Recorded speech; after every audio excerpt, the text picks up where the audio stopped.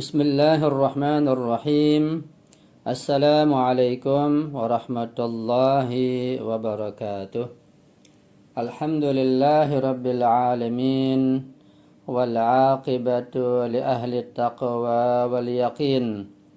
Wala udwana illa ala zalimin. Ashhadu an la ilaha illallah wahdahu la syarika lah.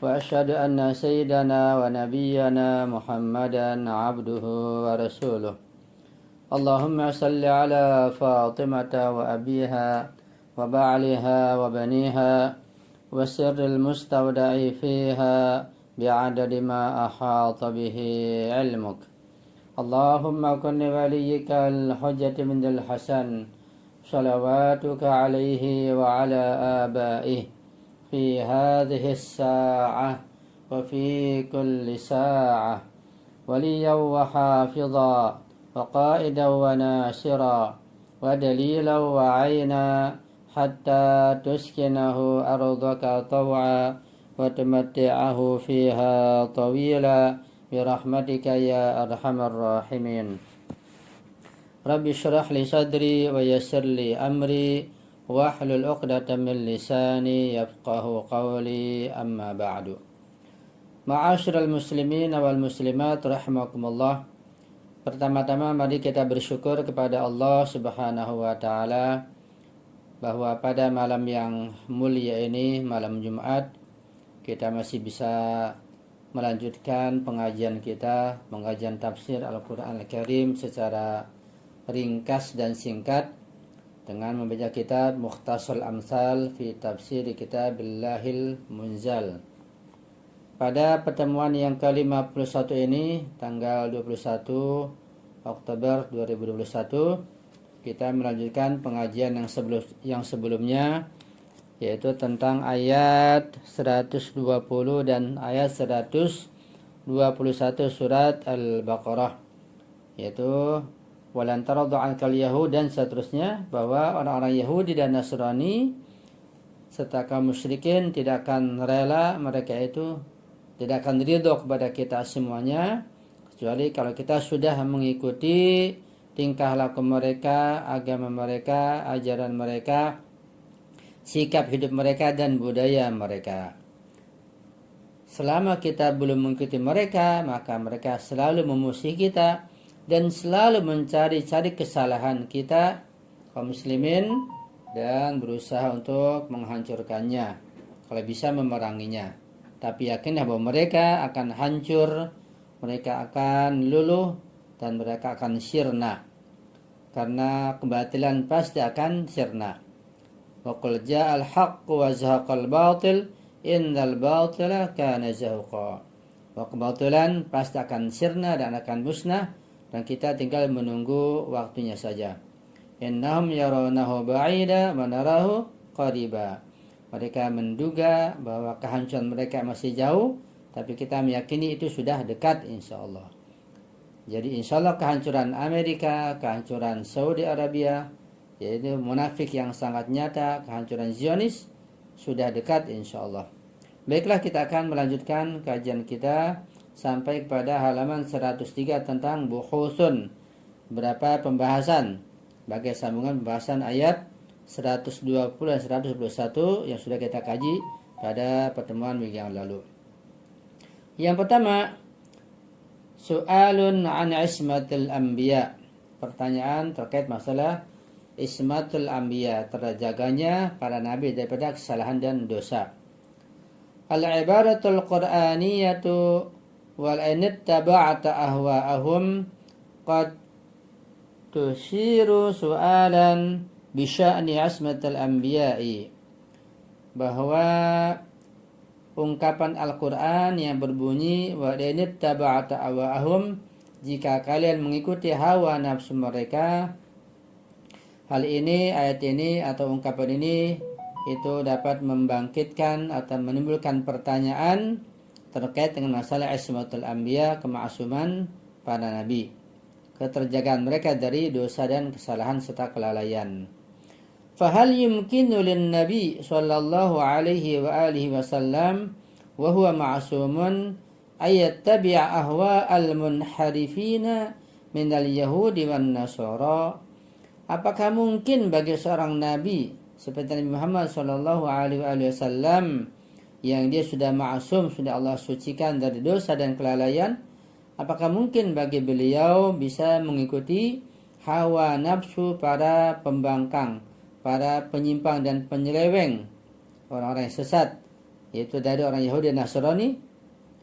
Fil jawabi naqul, dalam menjawab soal ini kita akan mengatakan, mislu hadhihi ta'birati taqarrarat fil Qur'anil Karim wa la tata'aradu ma'a maqami ismatil anbiya'i. Bahwa ungkapan-ungkapan seperti ini itu terdapat di dalam Al-Quran berulang-ulang, bukan hanya satu kali atau satu ayat saja. Dan hal ini bukan berarti adanya kontradiksi dengan makam dan kedudukan ismah para nabi. Li'annaha min jihatin jumlatun syartiyatun wal jumlatu syartiyatu la tadullu ala tahaqquqi syarti.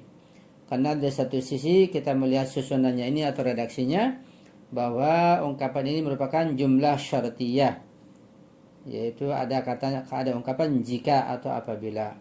Sedangkan jumlah syartiyah itu tidak menunjukkan terjadinya syarat.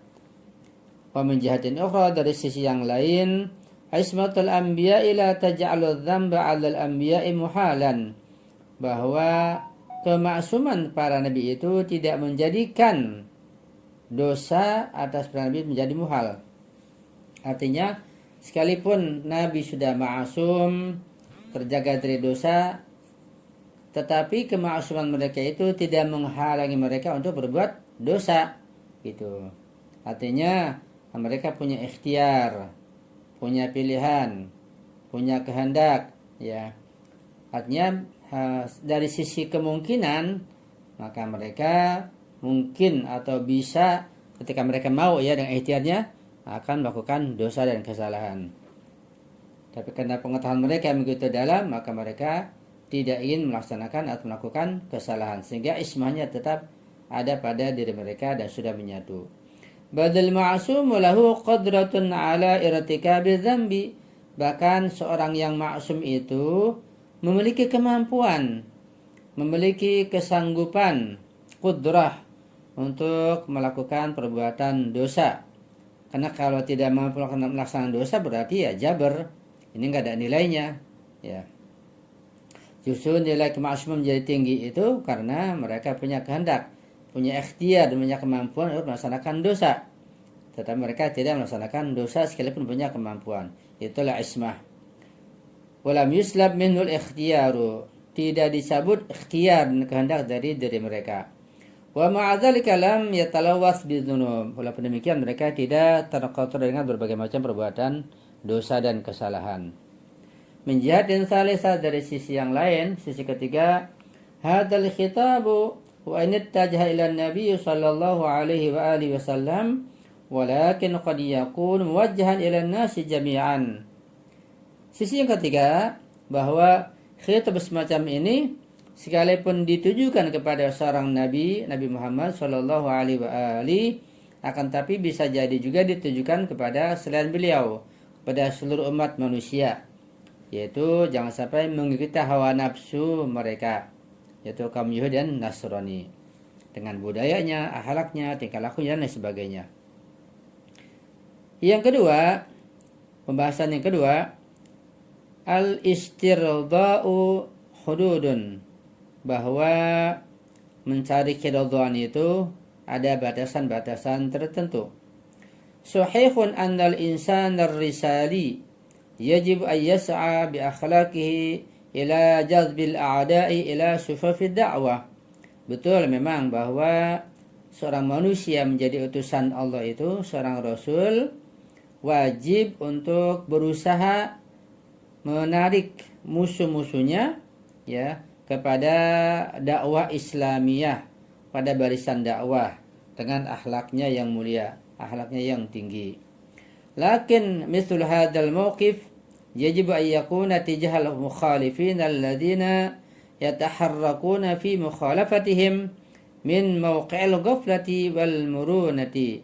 Akan tapi sikap seperti ini yaitu mengajak mereka, musuh mereka kepada ajaran yang benar, ajaran Islam dan akhlak, itu ketika para mukhalif, para pembangkang dan penentang tersebut mereka pada kondisi lalai. Mereka tidak mengerti, tidak paham, sehingga mereka punya sikap juga lalai dan lunak. Ya. Kalau mereka betul-betul membangkang dengan pemahaman, dengan kesadaran, itu sudah lain sikap kita, sikap para nabi. Ammal mawqifu tijahal mu'anidina al-mutasallibina fayambagi ayyakuna ghaira dhalik. Adapun sikap seorang nabi, seorang dai, seorang penyeru kepada musuh-musuh Islam, tetapi mereka mu'adidin, betul-betul menantang, betul-betul senantiasa mengingkari dengan kesadaran mereka, maka sikap seorang nabi, sikap seorang dai tidak demikian. Wala yajuzu ihdarul waqti ma'ahula. Tidak boleh seorang dai, seorang mubalik, seorang nabi menyia-nyiakan waktu mengajak mereka yang tidak mungkin menerima Islam. Bal la budda min al-i'tirad anhum wa tarkim. Bahkan harus meninggalkan mereka. Ya, jangan bersama mereka. Jadi artinya mencari keridhaan orang-orang Yahudi, Nasrani, musuh-musuh Islam itu yang membangkang ada batasannya. Ya.